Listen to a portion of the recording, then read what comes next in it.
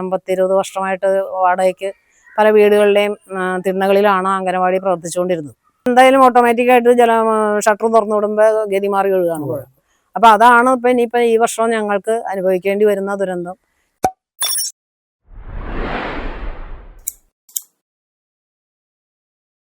കഴിഞ്ഞ തദ്ദേശ തെരഞ്ഞെടുപ്പിൽ പാണഞ്ചേരി പഞ്ചായത്തിൽ മത്സരിച്ച UDFന്റെ പ്രമുഖരായ പല സ്ഥാനാർത്ഥികളും പരാജയം രുചിച്ചപ്പോഴും മുൻ തിരഞ്ഞെടുപ്പിൽ ലഭിച്ചതിനേക്കാൾ കൂടുതൽ വോട്ടുകളുടെ ഭൂരിപക്ഷത്തിൽ ആൽപ്പാറ വാർഡിൽ വിജയം നേടിയ ഇടതുകാറ്റിലും ഉലയാതെ നിന്ന സുശീല രാജനാണ് ഇന്ന് അതിഥിയായി കാഴ്ചയും കാഴ്ചപ്പാടും എന്ന പരിപാടിയിൽ നമുക്കൊപ്പമുള്ളത്.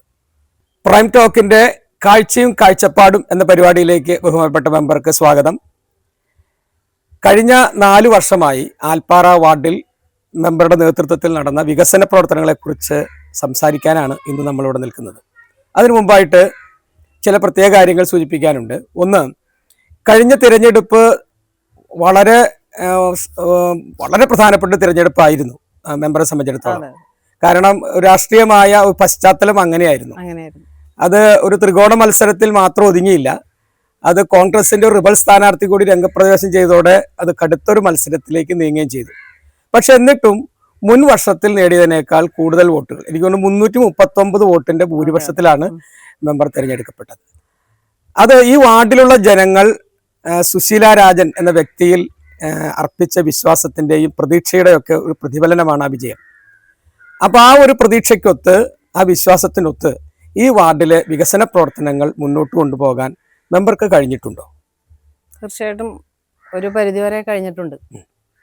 രാഷ്ട്രീയത്തിന് അതീതമായി നമ്മൾ ജയിച്ചു കഴിഞ്ഞാൽ പിന്നെ രാഷ്ട്രീയം അതിൽ കലർത്താറില്ല. ഞാൻ രാഷ്ട്രീയത്തിന് അതീതമായിട്ടാണ് ഞാൻ ജനങ്ങളോട് ഇടപെട്ടുകൊണ്ടിരുന്നത്. അവരുടെ ചെറിയ ചെറിയ ആവശ്യങ്ങളിൽ പോലും ഞാൻ ഇടപെട്ട് എല്ലാ കാര്യങ്ങളും നടത്തി കൊടുക്കുവാനായിട്ട് വളരെ ഇടപെടലുകൾ നടത്താറുണ്ട്. നമ്മുടെ 21-ാം വാർഡിലൊരു അംഗനവാടി ഉണ്ടായിരുന്നില്ല. അപ്പോൾ ആ അംഗനവാടിക്ക് വേണ്ടി ഞാൻ വളരെയധികം പോരാടി. എനിക്ക് അന്ന് ശ്രീമാൻ PC ചാക്കോ സാറായിരുന്നു നമ്മുടെ MP. അദ്ദേഹമാണ് എനിക്ക് ആദ്യമായിട്ട് ഫണ്ട് തന്നത്. അപ്പോൾ അംഗനവാടിക്കുള്ള ഫണ്ടും അതുപോലെ തന്നെ പൈപ്പ് ലൈൻ റോഡിനുള്ള ഫണ്ടും നമുക്ക് തന്നു. ആ അംഗനവാടി നിർമ്മിക്കാൻ വന്നപ്പോൾ അതിനകത്ത് സ്ഥലവുമായിട്ട് ബന്ധപ്പെട്ട് കുറച്ച് ഇഷ്യൂസ് എല്ലാം ഉണ്ടായി. വിജിലൻസിൽ വരെ അതിൻ്റെ ഒരു അന്വേഷണം എനിക്ക് നേരിടേണ്ടി വന്നു. എന്നിരുന്നാൽ തന്നെയും അവരുടെ ഭാഗത്തുനിന്ന്, ഡിപ്പാർട്ട്മെൻറ്റിൻ്റെ ഭാഗത്തുനിന്ന് എനിക്ക് എല്ലാവിധ അനുകൂല സാഹചര്യങ്ങളുമാണ് ഉണ്ടായത്. അതുകൊണ്ട് നല്ല രീതിയിൽ എനിക്ക് അംഗനവാടി പടുത്തുയർത്തുവാൻ, കാരണം 10-20 വർഷമായിട്ട് വാടകയ്ക്ക് പല വീടുകളിലെയും തിണ്ണകളിലാണ് അംഗനവാടി പ്രവർത്തിച്ചുകൊണ്ടിരുന്നത്. അപ്പോൾ അതിൻ്റെ ഫലമായിട്ട് എനിക്ക് അംഗനവാടി നിർമ്മിക്കുവാനായിട്ട് സാധിച്ചു. ജനങ്ങൾ തന്നെ പ്രതീക്ഷിക്കാത്ത ഒരു പാലമാണ് പൈപ്പ് ലൈൻ. വാര്യത്തുപടിയിൽ നിന്ന് കൂട്ടാലിക്ക് പോകുന്ന വഴിക്കുള്ള ആ പൈപ്പ് ലൈൻ, വെറുതെ ഒരു പൈപ്പ് കിടന്ന അവിടെ നമുക്കൊരു പാലം ഉണ്ടാക്കുവാൻ ജില്ലാ പഞ്ചായത്തിൻ്റെയും ബ്ലോക്ക് പഞ്ചായത്തിൻ്റെയും സഹായത്തോടുകൂടി സാധിച്ചു. കഴിഞ്ഞ 4 വർഷത്തിനിടയിൽ നമുക്ക് നിർമ്മാണം പൂർത്തീകരിക്കാൻ കഴിഞ്ഞ റോഡുകൾ ഏതൊക്കെയാണ് പ്രധാനമായിട്ടുള്ളത്? കഴിഞ്ഞ 4 വർഷം കൊണ്ടെന്ന് പറയുമ്പോൾ നമ്മുടെ ഈ 21-ാം വാർഡ് എന്ന് പറയുന്നത് നമ്മൾക്ക് ഏരിയ വളരെ കുറവാണ്. ഏരിയ കുറവാണ് എങ്കിൽ തന്നെയും എല്ലാം ചെറിയ ചെറിയ റോഡുകളാണ്. അതായത് നീളം വളരെ കുറഞ്ഞ റോഡുകളാണ്. അപ്പോൾ നമുക്കറിയാം, ഇവിടെ നമ്മുടെ സമന്യ നഗർ എന്ന് പറഞ്ഞ സ്ഥലത്ത് തന്നെ ഒരു 200 കുടുംബക്കാർ താമസിക്കുന്നതാണ്. അതിനകത്ത് തന്നെ നമുക്കറിയാം, നോക്കിയാൽ അറിയാം, ചെറിയ ചെറിയ റോഡുകളാണ്. അപ്പോൾ എനിക്ക് ഒരു 98% റോഡുകളും പൂർത്തീകരിക്കുവാനായിട്ട് സാധിച്ചു. എൻ്റെ കാരണം ഫണ്ട് വളരെ കുറവാണ് എങ്കിലും ഞാൻ കിട്ടുന്ന ഫണ്ട് എല്ലാ ഭാഗത്തേക്കും ഷെയർ ചെയ്തിട്ടാണ് വെക്കാറ്. ചുരുക്കി പറഞ്ഞു കഴിഞ്ഞാൽ വളരെ കുറച്ച് റോഡുകൾ മാത്രമാണ് നമുക്ക് ടാർ ചെയ്യാനായിട്ട് പുതിയതായിട്ടുള്ളൂ. കിട്ടുന്ന ഫണ്ട് കൊണ്ട് ഞാൻ മാക്സിമം ചെയ്ത് അങ്ങനെ പോവുകയാണ് ചെയ്തത്. ഇവിടെ ഒരു റോസ് ഗാർഡൻ റോഡ് എന്ന് പറഞ്ഞിട്ട് റോഡ് ഉണ്ടല്ലോ, ആ റോഡിന്റെ തുടക്കത്തിലും ഒടുക്കത്തിലും മാത്രമേ പണികളായിട്ടുള്ളൂ. എൻ്റെ ഇടയ്ക്ക് ഇപ്പോഴും തകർന്ന് കിടക്കണമെന്നൊക്കെ ഉള്ളൊരു അഭിപ്രായമുണ്ട്. ആ റോഡിന്റെ പ്രവർത്തനങ്ങൾ എങ്ങനെയാണ്? അത് റോസ് ഗാർഡൻ എന്ന് പറഞ്ഞു കഴിഞ്ഞാൽ, റോസ് ഗാർഡന്റെ റോഡ് ആദ്യത്തെ ഭാഗം ഞാൻ ചെയ്തതാണ്. 2010 ഞാൻ ഇരിക്കുമ്പോൾ ചെയ്തിട്ടുള്ളതായിരുന്നു. അപ്പൊ അത് തകർന്നു കിടക്കുന്നു എന്ന് പറയുന്നത് നമ്മളെ എസ്റ്റിമേറ്റ് എടുക്കുമ്പോൾ തകർന്നിട്ടുണ്ടായിരുന്നില്ല. അപ്പൊ അതിനുശേഷം നമ്മൾ ജലജീവൻ മിഷന്റെ വാട്ടർ അതോറിറ്റി പൈപ്പ് കണക്ഷൻ കൊടുക്കുന്നതിന് വേണ്ടി റോഡ് വെട്ടിപ്പൊളിച്ചതാണ്. റോഡിന്റെ നടുക്കൂടിയാണ് അത് ഹിറ്റാച്ചി വന്ന് വെട്ടിപ്പൊളിച്ച്. അപ്പൊ അതിന്റെ ഭാഗമായിട്ടാണ് ആ റോഡ് തകർന്നത്. പക്ഷെ അത് ഇപ്പൊ ലെവലാക്കി അവര് തന്നെ അത് കോൺക്രീറ്റ് ചെയ്ത് കൊടുത്തിട്ടുണ്ട്. ബാക്കി നമുക്ക് സ്റ്റാർട്ടിങ് ഭാഗവും അതുപോലെ തന്നെ അവസാന ഭാഗവും കുറച്ച് ഫ്രഷ് ആയിട്ട് അറിയാനുണ്ടായിരുന്നു. അതായത് സോളിംഗ് മെറ്റലിംഗ് ടാറിങ്. അപ്പൊ അത് ഇപ്പോഴും നമുക്ക് ചെയ്യാനായിട്ട് സാധിച്ചു. വൃത്തിയാക്കി കൊടുത്തു അവർക്ക്. അതിന്റെ ഒരു ഇടഭാഗത്ത് ഇടഭാഗത്താണ് കുറച്ച് ഭാഗം. അത് നമ്മൾ ടാർ ചെയ്തിട്ട് അധികം ആയുണ്ടായിരുന്നില്ല. അപ്പൊ അതുകൊണ്ട് നമുക്കത് ആ പ്രോജക്റ്റ് വെച്ചില്ല. പിന്നെ നമ്മുടെ ഫണ്ടിന്റെ ലഭ്യത കുറവുണ്ടല്ലോ. മൊത്തത്തിൽ സർക്കാരിന്റെ അടുത്ത് ഫണ്ട് കുറവാണ്. പഞ്ചായത്തിനെ സംബന്ധിച്ച് പറയുകയാണെങ്കിൽ എനിക്ക് മാത്രമല്ല, മൊത്തത്തിൽ എല്ലാ പഞ്ചായത്തങ്ങൾക്കും ഫണ്ട് കുറവാണ്. അപ്പൊ ഫണ്ടിന്റെ ആ ലഭ്യത അനുസരിച്ചിട്ടാണ് നമ്മൾ തീരെ പോകാത്ത റോഡാണ് നമ്മൾ അങ്ങനെ അഡ്ജസ്റ്റ് ചെയ്ത് വെച്ചതാണ്. അപ്പൊ അതിന് ശേഷമാണ് അവരത് വാട്ടർ അതോറിറ്റിക്കാർ കൊണ്ടുവന്ന് വെട്ടിപ്പൊളിച്ച് അതിപ്പോ അടുത്ത പ്രാവശ്യത്തേക്ക് നമുക്ക് ഫണ്ട് വെച്ച് ഞാൻ മെയിൻറ്റെയിൻ ചെയ്യാമെന്ന് അവരോട് പറഞ്ഞത്. ഈ കമ്പനിപ്പടിയിൽ നിന്ന് അങ്ങോട്ട് മണ്ടഞ്ചിറയ്ക്കുള്ള വഴിയുടെ കാര്യം ഏതാണ്ട് കമ്പനിപ്പടി മണ്ടഞ്ചിറ റോഡ് എന്ന് പറയുന്നത് എനിക്ക് എൻ്റെ വാർഡില് ഞാൻ 2010 to 15 മെമ്പറായിരുന്നിട്ടും അത് അപ്പോഴും ഇപ്പോഴും ഇത്ര കാലം ഉണ്ടാകാത്ത ഒരു ദുരനുഭവം എന്ന് വേണമെങ്കിൽ എനിക്ക് പറയാനായിട്ട്. എനിക്ക് ഇപ്പൊ 2020 to 25 ഫസ്റ്റ് ടൈമിൽ കിട്ടിയ ഫണ്ട്, അതിലൊരു 5 ലക്ഷം ഞാൻ രൂപ അതിലേക്ക് ഫണ്ടിലേക്ക് ആ റോഡിലേക്ക് വകയിരുത്തി. അത് ചെയ്തിട്ട് കഷ്ടി ഒരു 100 മീറ്റർ പോലും ചെയ്യാനായിട്ടുള്ള കിട്ടിയില്ല. കാരണം ഇപ്പോഴത്തെ ഇതനുസരിച്ച് നമുക്ക് ലേബർ കോസ്റ്റും അതുപോലെ കോസ്റ്റ് ഓഫ് മെറ്റീരിയലും ഒക്കെ വളരെ കൂടുതലാണല്ലോ, നമുക്കറിയാം. അപ്പോൾ അതിൻ്റെ വെളിച്ചത്തിൽ വളരെ കുറച്ച് ദൂരം മാത്രമാണ് എനിക്ക് ചെയ്യാനായിട്ട് സാധിച്ചുള്ളൂ. നമ്മുടെ MLAക്ക് പല പ്രാവശ്യം നിവേദനങ്ങൾ കൊടുത്തു. നമ്മുടെ ഗവൺമെൻറ് ITI ഉദ്ഘാടനത്തിൻ്റെ അന്ന് ഞങ്ങളൊരു 10-12 പേര് ഒപ്പിട്ടിട്ട് ഒരു നിവേദനം കൊടുത്തു. അപ്പം അതിന് മുന്നേ തന്നെ MLA ഒരു 10 ലക്ഷം രൂപ ഫ്ലഡിൻ്റെ തന്നിരുന്നു. അപ്പം അത് നമുക്ക് എന്താ പറയുക, ഫ്ലഡ് എന്ന് പറയുമ്പോൾ വളരെ പണി കഴിഞ്ഞ് കുറേ കാലം കഴിഞ്ഞാണ് ബില്ല് കിട്ടുള്ളൂ എന്നാണ് കോൺട്രാക്ടേഴ്സ് പറയുന്നത്. അപ്പോൾ അവർക്ക് എടുക്കാനും മടി. അപ്പോൾ എടുത്ത് പിടിച്ച് പേപ്പർ വർക്കൊക്കെ കഴിഞ്ഞ് വന്നപ്പോൾ 3 മാസം കൊണ്ട് ഫണ്ട് അത് അവർ ക്യാൻസൽ ചെയ്തു. അപ്പോൾ എനിക്ക് വളരെ ബുദ്ധിമുട്ട് തോന്നി. അപ്പം ഞാൻ നമ്മുടെ റവന്യൂ മിനിസ്റ്ററുടെ അടുത്ത്, നമ്മുടെ MLAയും കൂടിയാണല്ലോ, അപ്പോൾ നമ്മൾ ചെന്ന് ഇങ്ങനെ വളരെ ലോഹിതോടുകൂടി പറഞ്ഞു, രാജേട്ടൻ ഇന്ന പോലെയാണ് സംഭവം, അപ്പം എന്ത് ചെയ്യാൻ പറ്റും എന്ന് ചോദിച്ചു. അപ്പോൾ രാജേട്ടൻ പറഞ്ഞു, സുശീലേച്ചി ഇന്ന പോലെ ഫണ്ട് തരാം, 10 ലക്ഷം രൂപ തരാം ഫ്ലഡിൻ്റെ. നമ്മളിപ്പോൾ ഞാൻ വളരെ സഹതാപത്തോടെ കൈകൂപ്പിക്കൊണ്ട് പറഞ്ഞു, രാജേട്ടാ എനിക്കത് വേണ്ട. അപ്പോൾ ഫണ്ട് കിട്ടിയില്ലെങ്കിലും വേണ്ടില്ല, എനിക്ക് മറ്റേ ഈ ഫണ്ട് കിട്ടിയിട്ട് ആരും എടുക്കാനുമില്ല, അത് ശരിയാവണമില്ല, അപ്പോൾ അതുകൊണ്ട് എനിക്ക് വേണ്ട, തന്നില്ലെങ്കിലും കുഴപ്പമില്ല എന്ന് പറഞ്ഞു. അപ്പോൾ ഒരു കാര്യം ചെയ്തു, സുശീലേച്ചി മറ്റേ ഫണ്ട് വരട്ടെ, കഴിഞ്ഞിരിക്കുകയാണ്, തരാം എന്ന് പറഞ്ഞു. അവിടെ നിന്ന് കുറച്ച് കഴിഞ്ഞപ്പോൾ എന്നെ വിളിച്ചു പറഞ്ഞു, സുശീലേച്ചി ഫണ്ട് വെച്ചിട്ടുണ്ട് കേട്ടോ എന്ന് പറഞ്ഞു. അപ്പോൾ അങ്ങനെ ഒരു 30 ലക്ഷം രൂപ നമ്മുടെ ഫണ്ടായിട്ടുണ്ട്. ഫണ്ടായി. അത് ഇപ്പോൾ ടെൻഡർ കഴിഞ്ഞു. ആ ടെൻഡർ കഴിഞ്ഞു. മറ്റേ ഇപ്പോൾ ഡെവൽസ് എടുത്തുകൊണ്ടിരിക്കുകയാണ്. ഇപ്പോൾ April 1st വീക്ക് പണി സ്റ്റാർട്ട് ചെയ്യും. അപ്പൊ ഈ അടുത്ത സാമ്പത്തിക വർഷത്തിലെ മിക്കവാറും റോഡ് ഇപ്പൊ ഉടനെ തന്നെ അത് ആകും ചെയ്യും. എനിക്ക് തോന്നുന്നു ഈ വാർഡില് ജനങ്ങൾ അനുഭവിക്കുന്ന ഏറ്റവും വലിയ പ്രതിസന്ധി വെള്ളത്തിന്റെ പ്രശ്നമാണ്. മണലിപ്പുഴയുടെ തീരത്ത് കിടക്കുന്നു. 2018 അത് കഴിഞ്ഞ ജൂലൈയിലും ഒക്കെ ഉണ്ടായ വെള്ളപ്പൊക്കത്തിൽ വലിയ കെടുതികളാണ് ഈ വാർഡിൽ ഉണ്ടായിട്ടുള്ളത്. തീർച്ചയായിട്ടും. അപ്പൊ അതിന്റെ നഷ്ടപരിഹാരങ്ങൾ, അപ്പൊ വീട് പോയവരുണ്ട്, അല്ലെങ്കിൽ മറ്റ് കൃഷി നശിച്ചവരുണ്ട്, മറ്റു തരത്തിൽ കെടുതികൾ അനുഭവിച്ചവരുണ്ട്. അവരുടെ നഷ്ടപരിഹാരമോ അതിന്റെ പരിഹാരങ്ങളോ അങ്ങനെയുള്ള കാര്യങ്ങളൊക്കെ എത്രത്തോളം ആയിട്ടുണ്ട്? 21ാം വാർഡിനെ സംബന്ധിച്ച് എല്ലാം പുഴയോട് ചേർന്ന് കിടക്കുന്ന വീടുകളാണ്. ഈ ഒരു പ്രദേശം എന്ന് പറയുന്നത് തന്നെ 200 ചില്ലാനും വീടുണ്ട്. പിന്നെ പോയിട്ട് നമ്മുടെ മണ്ടഞ്ചിറ കമ്പനിപ്പടിയുടെ അപ്പുറത്തേക്ക് കിടക്കുന്ന ഈ പുഴയുടെ സൈഡിൽ ചേർന്നുള്ള വീടുകളും ഏതാണ്ട് 200-300 ചില്ലാനും വീടുകളിൽ വെള്ളം കയറിയിട്ടുണ്ട്. നഷ്ടപരിഹാരം എന്ന് പറയുന്നത് ഒരു 5000 രൂപ ആദ്യം കിട്ടി. പിന്നീട് ഇപ്പൊ കുറച്ചു പേർക്ക് 5000 കിട്ടാത്തവരുണ്ട്, 5000 പോലും കിട്ടാത്തവരുണ്ട്. പിന്നെ ഒരു 6500 ഇപ്പോൾ കുറച്ചു പേർക്ക് വന്നിട്ടുണ്ട്. എല്ലാവർക്കും ഒന്നും വന്നിട്ടില്ല. മണലിപ്പുഴ നികന്നിട്ട് സൈഡും ഇല്ല, നടുക്കും ഉള്ള ഭാഗം നടുക്ക് കുന്നും മേടും ആയിട്ട് നിൽക്കുക. മണലും എക്കലും അതോടൊപ്പം തന്നെ മരങ്ങൾ വീണ് മറിഞ്ഞ് അങ്ങനെ ഈ മറ്റേ ഇല്ലികളെല്ലാം മറിഞ്ഞു വീണ് അങ്ങനെ കിടന്നു. മൊത്തം എക്കലും വന്ന് അടിഞ്ഞുകൂടി അവിടെ കൂനകൾ കൂടി ഇങ്ങനെ നിൽക്കുകയാണ്. അതിൽ വൃക്ഷങ്ങൾ മുളച്ച് എല്ലാം വളരെ ഇതായിട്ടാണ് കിടക്കുന്നത്. പുഴയുടെ ഒഴുക്ക് തടസ്സപ്പെടുത്തിയിട്ട് അപ്പോൾ എന്തായാലും ഓട്ടോമാറ്റിക്കായിട്ട് ഷട്ടർ തുറന്നു വിടുമ്പോൾ ഗതി മാറി ഒഴുകാണ് പുഴ. അപ്പൊ അതാണ് ഇപ്പൊ ഇനിയിപ്പോ ഈ വർഷം ഞങ്ങൾക്ക് അനുഭവിക്കേണ്ടി വരുന്ന ദുരന്തം. ഞാൻ അതിന് ശാശ്വത ഒരു പരിഹാരം കാണണമെന്ന് പറഞ്ഞ് നമ്മുടെ ബഹുമാനപ്പെട്ട റവന്യൂ മിനിസ്റ്റർക്ക് ഒരു നിവേദനം കൊടുത്തിരുന്നു.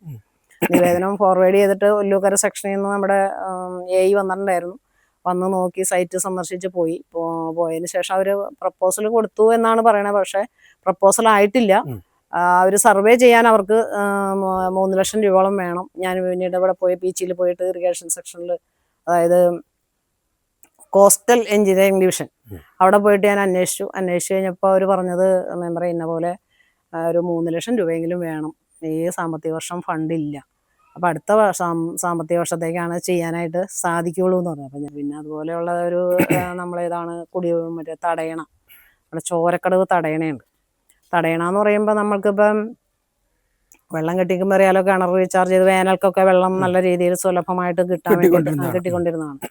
ആ തടയണ കേട് വന്നിട്ട് അത് നന്നാക്കിയിട്ടില്ല. ഒരു പ്രാവശ്യം നന്നാക്കി, ഞാനിരിക്കുമ്പോൾ തന്നെയാണ് നന്നാക്കി, വീണ്ടും തകർന്നു പോയി. തകർന്നു പോയി. കാരണം വെള്ളം നമ്മൾ നന്നാക്കി ഇതാക്കുമ്പോൾ അതിനിടയ്ക്ക് മഴയ്ക്കൊന്നും പറയാൻ പറ്റില്ല, വെള്ളം തകർന്നു പോയി. അപ്പോൾ അതിനോട് അങ്ങോട്ടോ മാറ്റി നമുക്കൊരു തടയണ പണിയണം എന്നുള്ള കണ്ടീഷനിൽ ഇൻവെസ്റ്റിഗേഷനൊക്കെ കഴിഞ്ഞു. അതോടൊപ്പം തന്നെ എല്ലാം അതിൻ്റെ ഡിസൈൻ വർക്ക് ചെയ്തുകൊണ്ടിരിക്കുക. പക്ഷേ അപ്പോൾ അത് ആദ്യം വെച്ചത് 65 ലക്ഷമായിരുന്നു. അതിന് മുന്നോട് പാസ്സായതായിരുന്നു. അപ്പോൾ അതിന് വേറൊരു സാങ്കേതിക തടസ്സം വന്നിട്ട് അത് മാറ്റിയതാണ്. ഞാൻ കൂടുതലായിട്ട് ഇത് കടക്കുന്നില്ല. അപ്പോൾ മണലിപ്പുഴ ശുചീകരണ പദ്ധതി കൊണ്ടൊരു പദ്ധതി ഇവിടേക്ക് തുടങ്ങുണ്ടായി. അതിന്റെ തുടക്കമൊക്കെ മണലിപ്പുഴയിലെ മാലിന്യങ്ങൾ നീക്കലും ഇതൊക്കെ ആ പദ്ധതി നടന്നു. അങ്ങനെ മുഴുവനായിട്ട് ഒരു ജലപ്രയാണം എന്ന് പറഞ്ഞൊരു പദ്ധതി വന്നു. പക്ഷേ നമ്മളന്ന് ഇവിടെ തൊഴിലുറപ്പ് തൊഴിലാളികളെ വെച്ചിട്ട് മണല് കുറച്ച് കോരി ഇടുകയും ഒക്കെ ചെയ്തിട്ടുണ്ട്. കോരിയിട്ടിട്ട് അത് അവിടെ നിന്ന് മാറ്റാനോ നീക്കം ചെയ്യാനോ അല്ലെങ്കിൽ അവിടെ നിന്ന് ഡംപ് ചെയ്തിട്ടിട്ട് പിന്നെ അവിടെ നിന്ന് മാറ്റാനായിട്ട് സാധിച്ചിട്ടില്ല.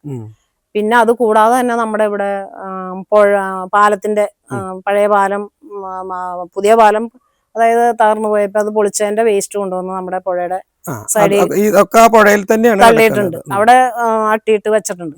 അപ്പൊ അതിങ്ങനെ ഓരോ പ്രാവശ്യം വെള്ളം വരുമ്പോഴും ഇങ്ങനെ ഇറങ്ങി പോവാണ്. വെള്ളം വരുമ്പോൾ തന്നെയല്ല, മഴ വരുമ്പോഴും അങ്ങനെ ഇറങ്ങി അവിടെ കണ്ടമാനം ആണ് ഇരിക്കുന്നത്. പാലത്തിന്റെ രണ്ട് സൈഡും എന്ന് പറഞ്ഞാൽ നമുക്ക് നോക്കിയാൽ കാണാവുന്നതാണ്. അപ്പൊ ഒരു തരത്തിൽ നോക്കിയാലും നമുക്ക് എന്താ പറയാൻ പറ്റുക, ഇങ്ങനെ പുഴ ക്ലീൻ ചെയ്യാതെ നമ്മൾക്ക് ഈ പ്രളയം എന്ന് പറയുന്നതിന് ശാശ്വതമായ ഒരു പരിഹാരം കാണാനായിട്ട് ഒരിക്കലും പറ്റില്ല. ഒരു 100-ലേറെ കുടുംബങ്ങൾക്ക് അവരുടെ ഭൂമിക്ക് കരമടയ്ക്കാൻ പറ്റാത്ത ഒരു വളരെ പഴയൊരു കേസ് നിൽക്കുക. ആ കേസുകളും കാര്യങ്ങളൊക്കെ ഇപ്പൊ എന്താണ് അതിന്റെ ഒരു അവസ്ഥ? തീർച്ചയായിട്ടും വളരെ എന്താ പറയാ, എടുത്തു പറയത്തക്ക ഒരു കാര്യമാണത്. 13 വർഷത്തോളം ഏതാണ്ട് ഞാൻ 2010 മെമ്പറായി, 10 to 15 മെമ്പറായിരിക്കുന്ന കാലഘട്ടത്തിൽ തന്നെ അതിനെ ഞാൻ കുറച്ച് ഓടിയിട്ടുണ്ട്. ഒരു 2011 എങ്ങാണ്ടാണ് ഇവർക്ക് കരടയ്ക്കാനായിട്ട് പെട്ടെന്ന് ചെല്ലുമ്പോൾ ഫ്രീസ് ചെയ്തേക്കുകയാണ്. അപ്പൊ ആ ഒരു സാഹചര്യത്തിൽ ഞാൻ അതിൽ എന്നോട് പറയുക, ഞാൻ ഇടപെടുകയും ചെയ്തു. അന്വേഷിച്ച് കഴിഞ്ഞപ്പോൾ മൊയ്തീൻ ഷാ റാവുത്തറിന്റെ മറ്റേ നമ്മുടെ കൂട്ടാലി കുഞ്ഞുണ്ണിയേട്ടനുമായിട്ടുള്ള കേസിൽ പെടുത്തിയിട്ട് അവരിൽ അതിനോടനുബന്ധിച്ചുള്ള ഒരു കൂട്ടിക്കെട്ടലായിരുന്നു അതിൽ നിന്ന് മനസ്സിലാക്കാനായിട്ട് സാധിച്ചു. അപ്പൊ ഞാൻ 2015 വരെ അതിന്റെ പിന്നാലെ ഓടി, ഇപ്പയാവും എന്ന് പറഞ്ഞിട്ട് ഓടിയിട്ട്, പക്ഷെ എനിക്കത് പൂർണ്ണമായിട്ട് എനിക്ക് അതിൽ വിജയം കാണാനായിട്ട് സാധിച്ചില്ല. പിന്നെ വീണ്ടും നമ്മുടെ 15 to 20 നമ്മുടെ മെമ്പർ മാറി, ഔസേപ്പേട്ടനായിരുന്നു മെമ്പർ. ആളും അങ്ങേരും കുറച്ച് അതിന്റെ പുറകെ നടന്നു, എന്നിട്ടും അത് ശരിയായില്ല. പിന്നീട് ഇപ്പൊ 2020 ഞാൻ മെമ്പറായതിനു ശേഷം വീണ്ടും ഒന്നുകൂടി ശ്രമിച്ചു നോക്കാം എന്നുള്ള ധാരണയോടുകൂടി ഞങ്ങളൊരു യോഗം വിളിച്ചു, ഒരു സമരപരിപാടി ആസൂത്രണം ചെയ്തു. അപ്പൊ അതോടുകൂടി ഒരു പത്രസമ്മേളനം നടത്തി സമരപരിപാടിയൊക്കെ ആസൂത്രണം ചെയ്ത്, അപ്പൊ അതിൽ നിന്ന് ഒരു ചെറിയൊരു പ്രതിഫലനം ഞങ്ങൾക്ക് കിട്ടി. അപ്പോൾ ഒരു 117 കുടുംബങ്ങളാണ് ഈ 13 വർഷമായിട്ട് ഇങ്ങനെ വിൽക്കാനും വില വാങ്ങാനും സ്ഥലത്തിന് ഒരു എന്താ പറയുക ലോൺ എടുക്കാൻ പറ്റണില്ല, കുട്ടികളുടെ വിദ്യാഭ്യാസത്തിന് കല്യാണത്തിന് ഒന്നും പറ്റാത്ത ഒരു സാഹചര്യത്തിലായിരുന്നു. അപ്പം അവർക്ക് എനിക്കൊരു 102 കുടുംബക്കാർക്ക് ഓളം നമുക്ക് ഈ സഹായം മേടിച്ചു കൊടുക്കാനായിട്ട് സാധിച്ചു. അവർ വന്ന് എൻക്വയറി നടത്തുകയും യഥാർത്ഥത്തിൽ ഈ ഭൂമിക്കൊന്നും ഒരു വിലക്കും ഉണ്ടായിരുന്നതല്ല. പക്ഷെ അന്ന് അവിചാരിതമായ കാരണങ്ങളാൽ ഇവർ അങ്ങനെ അത് എന്താ പറയുക ചൂഷണം ചെഴിപ്പെടുകയാണ് ചെയ്തത്. അപ്പം അങ്ങനെയാണ് എനിക്ക് പറയാൻ പറ്റുള്ളൂ. ആ കേസുകളൊക്കെ ഇപ്പൊ അവസാനിച്ച ഇല്ല കേസുകൾ അവസാനിച്ചിട്ടില്ല. ഈ 100 ചില്ലാനും കുടുംബക്കാരെ, ഇനി അതിലൊരു 14 കുടുംബക്കാരെ ഇവര് ഡയറക്റ്റ് അതിൽ ഇൻവോൾവ് ആണ്. അപ്പൊ അവർക്ക് മാത്രം അത് ഒഴിവായിട്ടില്ല. അവർക്ക് അത് കൊടുക്കണമെങ്കിൽ മൊയ്തീൻ ഷാ നേരിട്ട് പട്ടയം കൊടുക്കണം എന്നാണ് പറയുന്നത്. പല പ്രാവശ്യം അവർ അപേക്ഷിച്ചിട്ട് അവർക്ക് കിട്ടിയിട്ടില്ല. അപ്പൊ അതെനിക്ക് വലിയൊരു നേട്ടമായിട്ട് എന്റെ വാർഡിലും അതുപോലെ അയൽ വാർഡിലും ഉണ്ട്. ഈ കാര്യത്തിൽ നമുക്കിപ്പോ നമ്മുടെ MLA റവന്യൂ മിനിസ്റ്ററാണ്. റവന്യൂ വകുപ്പിന്റെ മിനിസ്റ്ററുടെ ഭാഗത്തു നിന്നുള്ള സമീപനങ്ങൾ, റവന്യൂ മിനിസ്റ്ററുടെ ഭാഗത്തുനിന്ന് സമീപനം ഉണ്ടായി എന്ന് തന്നെ വേണം എനിക്ക് പറയാനായിട്ട്. കാരണം എന്താണെന്ന് വെച്ച് കഴിഞ്ഞാല് ഒരു പട്ടയമേള ഉണ്ടായിരുന്നു. പട്ടയമേള നമ്മുടെ ഗവൺമെന്റ് വെറ്റിനറി കോളേജിൽ വെച്ച് നടന്നു കഴിഞ്ഞപ്പോൾ ഞാനതിൽ പങ്കെടുക്കാനിടയായി. പക്ഷെ എനിക്ക് അന്നേരം ഞാനിത് പറയാനായിട്ട് തയ്യാറായിട്ടൊന്നും പോയതല്ല. കാരണം ഇത് പട്ടയത്തിന്റെ പ്രശ്നമല്ലല്ലോ. അപ്പൊ ഞാനങ്ങനെ ഇരുന്ന് കഴിഞ്ഞപ്പോ ജസ്റ്റ് ഒന്ന് പറഞ്ഞു നോക്കാം, എന്താണ് നടന്നു എന്നുള്ള കണ്ടീഷനിൽ ഞാൻ പറഞ്ഞു. അപ്പോൾ അത് അങ്ങനെ പറഞ്ഞു കഴിഞ്ഞപ്പോൾ രാജേട്ടൻ അതായത് മിനിസ്റ്റർ പറഞ്ഞു അത് കേസുള്ള ഭൂമിയാണല്ലോ സുലേച്ചി, നടക്കാൻ ബുദ്ധിമുട്ടാണ്, കേസല്ലേ എന്ന് പറഞ്ഞു.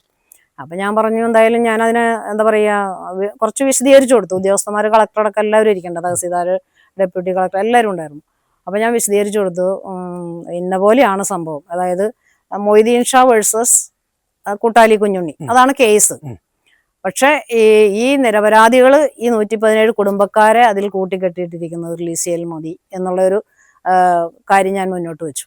അങ്ങനെ ഒരു പോയിന്റ് മുന്നോട്ട് വെച്ചു കഴിഞ്ഞപ്പോൾ വീണ്ടും ഞാൻ എഴുന്നേറ്റ് നിന്ന് ഇങ്ങനെ പറഞ്ഞപ്പോൾ നമ്മുടെ MLA-യും മിനിസ്റ്ററായ രാജേട്ടൻ അത് എന്താ പറയാ ബോധ്യപ്പെട്ടു എന്നല്ല, അതങ്ങനെ ഒഴിവാക്കാൻ പറ്റാത്ത ഒരു കാര്യമാണല്ലോ എന്നോർത്ത് അപ്പൊ ആ ഉദ്യോഗസ്ഥരോട് പറഞ്ഞു, ഇങ്ങനെ അതായത് കളക്ടറോടും തഹസീൽദാരോടും പറഞ്ഞു, അത് നോക്കിയിട്ട് എന്താണെന്ന് വെച്ചാൽ ചെയ്യാൻ പറ്റുമെന്ന് ചെയ്യാൻ പറഞ്ഞു.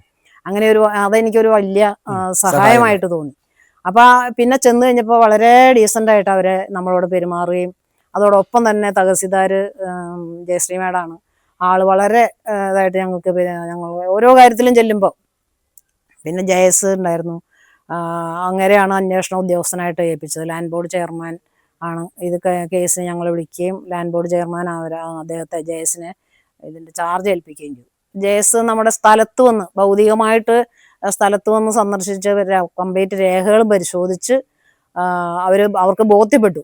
കാരണം ഇതിൽ പെടുത്തേണ്ട ഒരു ഭൂമി അല്ല, അല്ലെങ്കിൽ സംഭവം അല്ല എന്നുള്ളവർക്ക് പരിപൂർണമായിട്ടും ബോധ്യപ്പെട്ടതിന്റെ അടിസ്ഥാനത്തിൽ റിപ്പോർട്ട് ഉണ്ടാക്കുകയും ആ റിപ്പോർട്ട് വളരെ സമയബന്ധിതമായിട്ട് ഉണ്ടാക്കി ഞങ്ങൾക്ക് ജനങ്ങൾക്ക് ഉപകാരപ്പെടുന്ന രീതിയിൽ കരടയ്ക്കാനായിട്ട് വില്ലേജിലേക്ക് ഓർഡർ കൊടുത്ത് വില്ലേജിലേക്ക് കൊടുത്ത്. അങ്ങനെ രാഷ്ട്രീയത്തിൽ ഏറെ കാലമായിട്ട് ഉണ്ട്, വളരെ പതിറ്റാണ്ടുകളായിട്ട് തന്നെ രാഷ്ട്രീയത്തിൽ പ്രവർത്തിച്ചുകൊണ്ടിരിക്കുകയാണ്.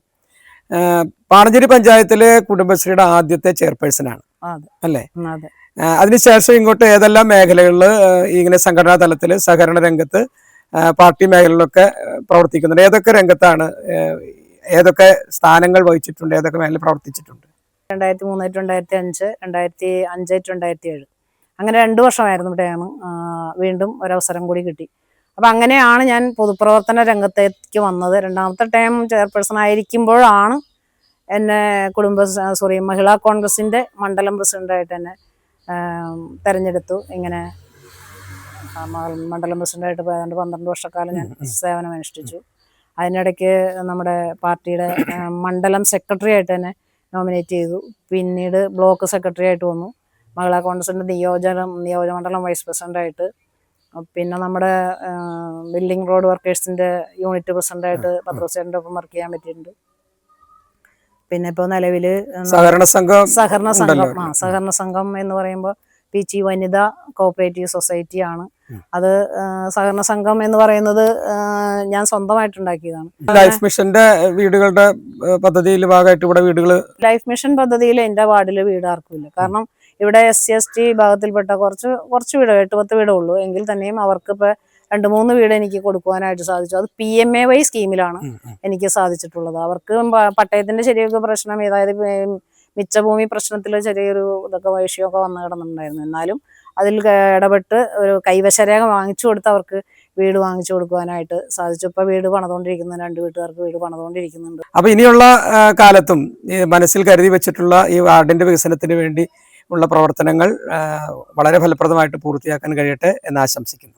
വളരെ സന്തോഷമുണ്ട്. ഇനിയും അങ്ങോട്ടുള്ള ഇങ്ങനെ ഒരു അവസരം കിട്ടുകയാണെങ്കിൽ, എനിക്ക് ഉറപ്പൊന്നുമില്ല, ഏതവസരം കിട്ടിയാലും എങ്ങനെ കിട്ടിയാലും ഞാനത് ജനങ്ങൾക്ക് വേണ്ടി വിനിയോഗിക്കും, ജനങ്ങളോടൊപ്പം നിന്ന് പ്രവർത്തിക്കും. ഇത്രയും നാൾ പ്രവർത്തിക്കാൻ എനിക്ക് സാധിച്ചതിൽ വളരെ സന്തോഷമുണ്ട്.